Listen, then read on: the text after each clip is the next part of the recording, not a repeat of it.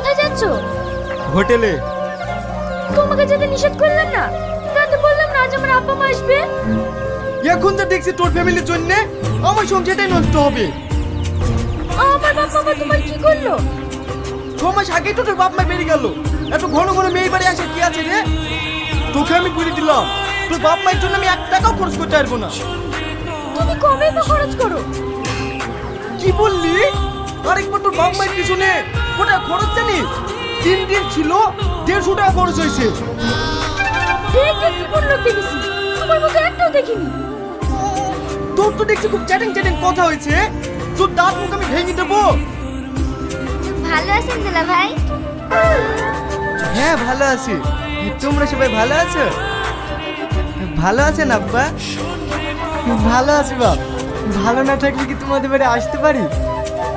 সে তো দেখি